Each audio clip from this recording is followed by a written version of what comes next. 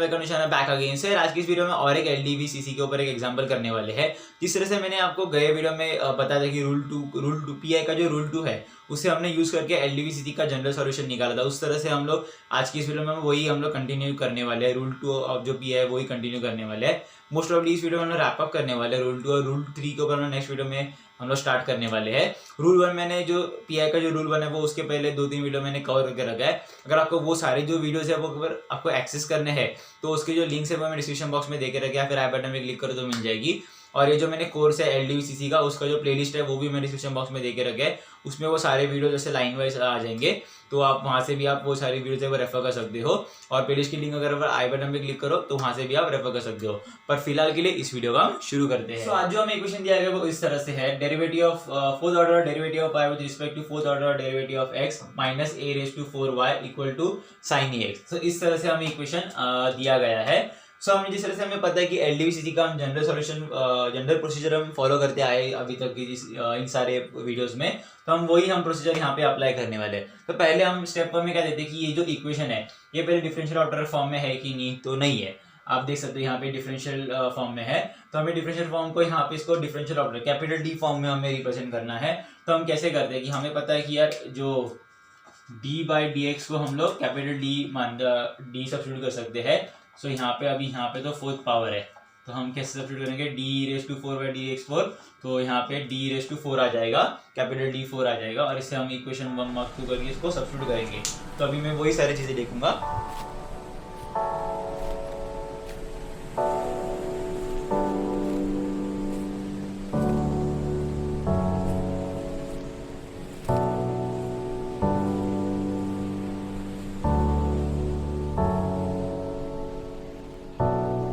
तो इस तरह से हमें इक्वेशन 3 आ जाता है। जिस तरह से हमने यहाँ पे इक्वेशन फ्रॉम इक्वेशन 1 एंड 2 जिस तरह से मैंने बोला यहाँ पे हमने D raise to 4 derivative D raise to 4 by D X 4 को हमने यहाँ पे कैपिटल डी रेज़ टू 4 से हमने रिप्लेस कर दिया इक्वेशन 2 से, और इक्वेशन 1 एंड 2 से हमें इस तरह से इक्वेशन आ जाता है।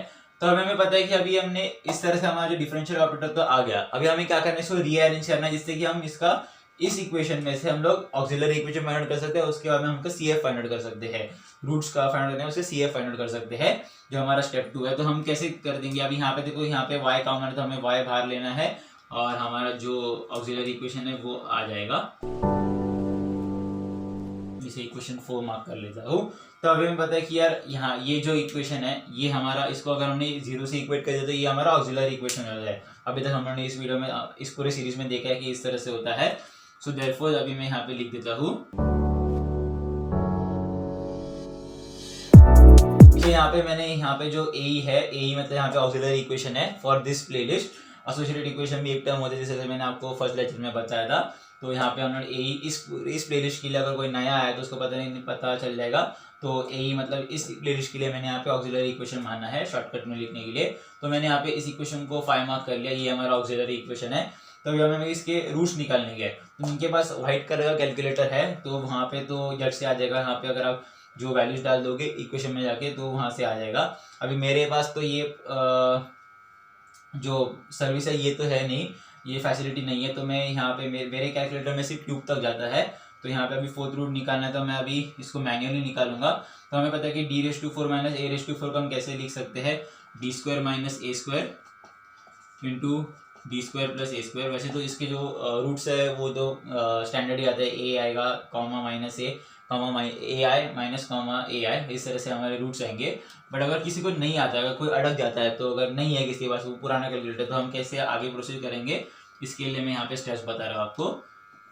तो अगर हमें यहाँ पे देखना है तो ए स्क्वायर, अभी हमें फिर से इस जीरो को दोनों को देना है तो हमें इस तरह से आ जाता है D square minus A square. या फिर आप इसमें भी यहाँ पे इसी स्टेप में D square minus A square को हम लोग कैसे लिखते हैं, डी माइनस ए इंटू डी प्लस ए ऐसे लिखते हैं। इस तरह से हम लिख सकते हैं। इसको हम कैसे लिखेंगे, D minus A I and D plus A I is equal to 0।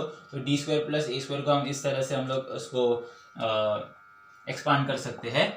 अभी अगर आप इन सारे इक्वेशंस को 0 दे दोगे तो यहाँ से हमारे डी की वैल्यू क्या आती है, मैं यहाँ पे नीचे डी लिखता हूँ। यहाँ से हमारे डी की वैल्यू अगर इसको 0 से इक्वेट करेंगे तो d इज इक्वल टू ए आता है यहाँ पे, तो हमारा एक रूट हमारा ए आ जाता है, यहाँ से हमारा रूट माइनस ए आ जाता है, यहाँ से हमारा जो रूट आता है ए डी का वो ए आई आ जाता है, एंड यहाँ से माइनस ए आ जाता है। तो हमारे जो रूट्स है, एक सेकेंड, तो जो हमें जो रूट्स मिले वो इस तरह से a minus A I minus A I, और यहाँ पे से मतलब स्टेटमेंट फॉर्म में लिखते हैं, therefore the roots of the A are, तो इस तरह से हमें रूट्स आते हैं फॉर दिस गिवन ए। तो अभी अगर हमें इसका इस इक्वेशन के लिए हमें सी एफ नहीं लेता, हम सी एफ क्या देखते हैं, सी एफ किसको देख के हम कंसिडर करते हैं, जो हमें रूट्स मिले हैं ए के उसके अंदर। अगर हम रूट्स देखेंगे तो यहाँ पे ये जो रूट्स है अभी ए मतलब यहाँ पे जनरल है, अभी हमने ये जनरल इक्वेशन है मोस्ट प्रॉब्ली, यहाँ पे साइन एक्स ए की वैल्यू अगर ऐसे मतलब एग्जाम में ना ऐसे बहुत अलग साइन 4x से वैल्यू आ जाएगी। यहाँ पे मैंने जनरल सिनेरियो कंसिडर करने के लिए यहाँ पे ए में लिया है। एक्चुअली ये जो ऐसा मतलब जनरल सिनेरियो में ये ना ऐसा सम आया हुआ है MU के 2008 पेपर में, तो ये सम ऐसे एग्जैक्टली सेम सम आया हुआ है। तो मैं इसीलिए यहाँ पे इन्फॉर्मेशन बताने के लिए मैं बोल रहा हूँ कि ये जनरल वैल्यू है। तो अगर हम यहाँ पे देखेंगे तो ये जो वैल्यू है, मैं सी एफ एक्सप्लेन कर रहा था, तो यहाँ पे जो ए सारे जो यहाँ पे सारे ए है ये सारे यूनिक है, और यहाँ पे दो सी एफ के रूल लेंगे हमें। सी एफ यहाँ पे इस सेट के लिए इस सेट के लिए अलग अलग रूल लगेंगे। यहाँ पे अगर आप देखोगे तो यहाँ पे जो रूट्स के वैल्यूज है वो रियल है और डिस्टिंक्ट है, मतलब रूल 1 लगेगा, और यहाँ पे रूल 3 लगेगा। यहाँ पे जो रूट्स है वो कॉम्प्लेक्स है बट यूनिक है, डिस्टिंक्ट है, तो हम वैसे उसके लिए जो रूल्स है वो अप्लाई करेंगे। तो यहाँ पे C1 e raise to ax, C2 e raise to minus ax, and यहाँ पे अगर हमें देखना है तो अगर हमें यहाँ पे अप्लाई करना है जो फॉर्मूला हम कैसे करते हैं, इसका कॉम्प्लेक्स रूट का फॉर्मूला क्या होता है कि CF यहाँ पे e raise to alpha x होता है, एंड यहाँ पे जो cos x और plus sign x, C1 plus cos x plus C2 plus sign x ऐसा होता है। तो हम यहाँ पे अगर देखोगे यहाँ पे तो कोई इस कॉम्प्लेक्स रूट के साथ कोई भी रियल रूट एसोसिएटेड नहीं है, मतलब 1 प्लस ए आई या फिर ऐसा कुछ एसोसिएटेड नहीं है ना, तो हमारा जो अल्फा है वो 0 हो जाता है, और ई रेस टू 0 क्या होता है 1 होता है। तो हम लोग डायरेक्ट तो ई रेस टू 0 हम नहीं लिखेंगे, डायरेक्ट 1 कंसिडर करेंगे, एंड जो ब्रैकेट है वो भी हट जाएगा। तो हमारा जो आगे का जो इसके लिए हम कैसे जो सी एफ कैसे हम लिखेंगे C3 कॉस, अभी बीटा की वैल्यू क्या है हमारी ax है, तो यहाँ पे ax आ जाएगा, सॉरी बीटा की value, and C4 sine ax। तो इस तरह से हमारा CF आता है for this given equation, and इस इक्वेशन को मैं 3 4 5, तो मैं इस इक्वेशन को मैं 6 मार्क कर लेता हूँ। तो हमने CF तो फाइंड आउट कर लिया, हमने थर्ड स्टेप तो हमने सेकंड स्टेप खत्म कर दिया। अभी हम थर्ड स्टेप में क्या देखना है कि जो PI है वो हमें कैलकुलेट करना है। तो हम लोग PI को कैसे कैलकुलेट करते हैं, PI क्या है 1/FD इंटू एक्स। तो इस तरह से हमें हम PI देखते हैं। तो हमारा FD क्या है, हमारा FD क्या है यहाँ पे D⁴ माइनस A⁴, तो हम लोग यहाँ पे वही लिखेंगे,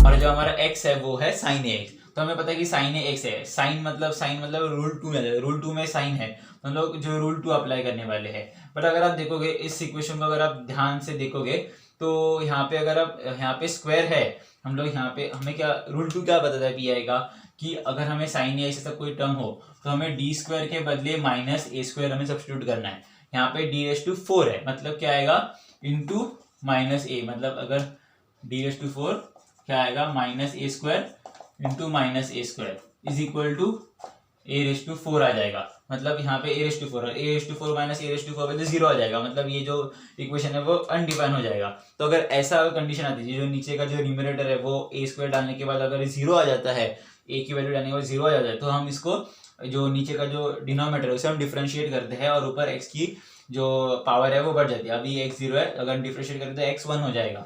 सो अभी हम डिफरेंशिएट करेंगे,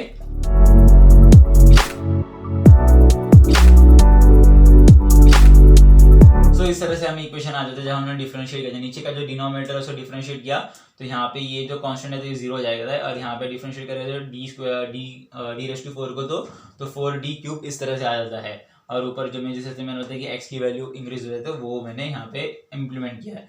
तो अभी हमें देखते, तो अगर आप देखोगे अभी फिर से प्रॉब्लम जो हो रहा है वो सॉल्व नहीं हो रहा है, क्योंकि देखो अगर मैं यहाँ पे a के बदले यहाँ पे हम लोग क्या देते हैं d² के बदले अगर मैंने -a² डाल दिया, पर तो भी यहाँ पे एक 1d बच जाता है। तो हम उससे कैसे सॉल्व करेंगे।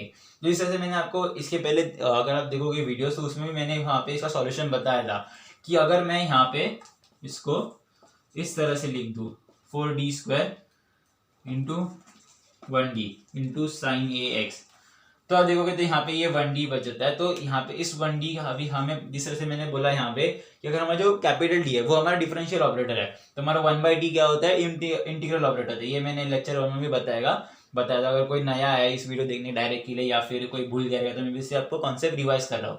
तो 1/d क्या होता है, हमारा इंटीग्रल ऑपरेटर। तो हमें यहाँ से इसके बदले हम क्या इसको इंटीग्रेट कर देंगे, साइन एक्स को dx के साथ इंटीग्रेट एक्स के साथ इंटीग्रेट कर देंगे। तो मैं यहाँ पे उसे लिख देता हूँ। तो हमें पता है कि जो साइन एक्स का हमें इंटीग्रेशन क्या आता है, माइनस कॉस एक्स आता है, माइनस कॉस एक्स आता है। डिफरेंशिएट करोगे साइन एक्स को तो कॉस एक्स पॉजिटिव आ जाता है। इंटीग्रेशन में अगर साइन एक्स का इंटीग्रेशन करोगे तो आंसर माइनस कॉस एक्स आता है। तो यहाँ पे हम लोग वही लिखने वाले x 4d² इंटू, और यहाँ पे जो साइन ए एक्स है इसको मैं यहाँ पे कॉस ए एक्स माइनस ए, तो यहाँ पे जो माइनस साइन है वो मैंने यहाँ पे नीचे ले ली। अगर आपको ऐसा लिखना अगर कंफ्यूज हो रहा है तो यहाँ पे माइनस कॉस एक्स आएगा, और ए क्योंकि यहाँ पे जो कांस्टेंट होता है तो उसको हमने यहाँ पे जैसे कन्वेंशन होता है उस तरह से हमने लिख दिया।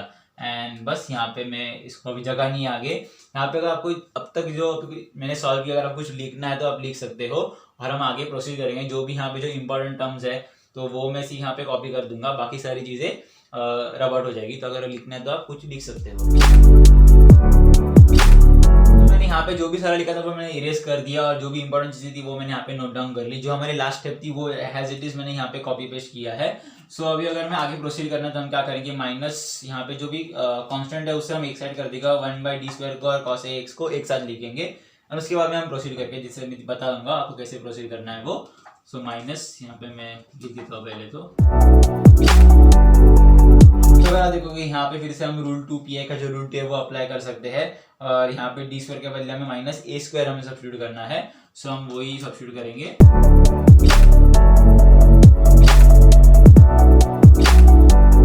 तो इस तरह से हमें आ जाता है। जब हमने फिर से रूल 2 अप्लाई यहाँ से यहाँ पे हमने रूल 2 अप्लाई किया, यहाँ पे हमने क्या d² को हमने यहाँ पे माइनस a² के बदले सब्स्टिट्यूट किया है। एंड देन हम यहाँ पे अगर इसको मल्टीप्लाई कर देंगे तो हमारा कैसा आता है आंसर 4a³ यहाँ पे जो माइनस माइनस है वो प्लस हो जाएंगे, and x into 4a³ by cos ax। So इस तरह से हमें आंसर आ जाता है for this given above equation. So हमें इस तरह से हमारा जो भी है इसको मैं इक्वेशन 7 मार्क कर लेता हूँ।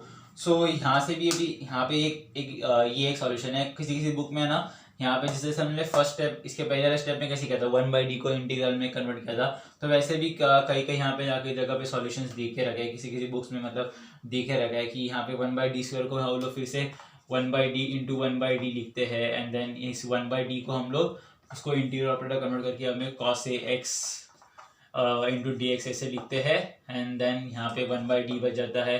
एंड देन यहाँ पे जो cos ax है उसे हम cos ax का जो इंटीग्रल होता है वो है sin ax into sin ax होता है।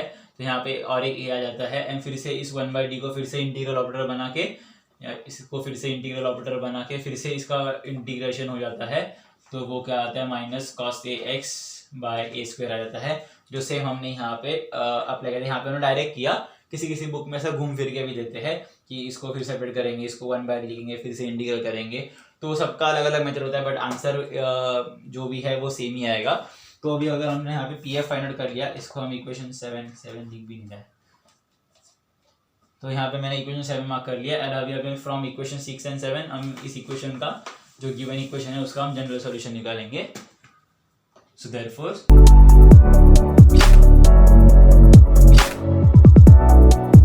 हमारा CF क्या है, ये हमारा C1e⁻x है, ये हमें लिखना है यहाँ पे, से एज इट इज कॉपी करना है।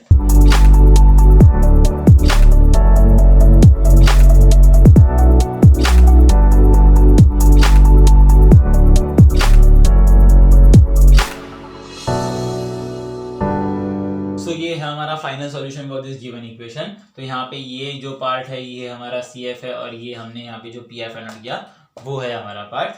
सो ये था final solution for this given equation. ये इक्वेशन मैंने sin ax यहाँ पे जनरल फॉर्म में क्यों लिया, क्योंकि इस तरह के सम्स है ना रूल 2 में बहुत सारे आ जाते हैं। मतलब यहाँ पे sin ax है तो यहाँ पे 4x आ जाएगा, और ये जो टर्म है ना ये मोस्ट प्रॉब्ली कांस्टेंट होता है। और ये जो सम है ये मोस्ट प्रॉब्ली जो आपके मुंबई यूनिवर्सिटी के पेपर में आते रहता है। मतलब ये 2008 में भी आया था, 19 में भी 18 में भी आया था, ये सेम सम आया था। तो एग्जैक्टली जैसे जैसे है वैसे ही सम जो क्वेश्चन है कुछ चेंजेस नहीं हुए थे। किसी किसी सम में यहाँ पे a के बदले जो वैल्यू चेंज कर देते हैं 2 आ जाता है या फिर 4 आ जाता है। तो उस तरह से यहाँ पे जो कांस्टेंट है वो जो वेरी होते रहेंगे, यहाँ पे a क्यू के बदले कोई और वैल्यू आ जाएगा, मल्टीप्लाई हो गए, बट जो कॉन्सेप्ट है जो अप्रोच है वो सेम रहेगा। तो इसलिए मैंने यहाँ पे एक जनरल इक्वेशन जनरल सम दे दिया, और यहाँ पे आपको एक नया अप्रोच भी समझ में आया, और एक नए टाइप का सम इस तरह से अभी सम होता है वो भी आपको एक्नॉलेज हो गया। सो अगर ऐसा अगर कुछ इसके रिलेटेड कोई और सम आता है तो आप इजीली सॉल्व कर सकते हो। सो अगर आपको कुछ लिखना है तो आप अभी लिख सकते हो।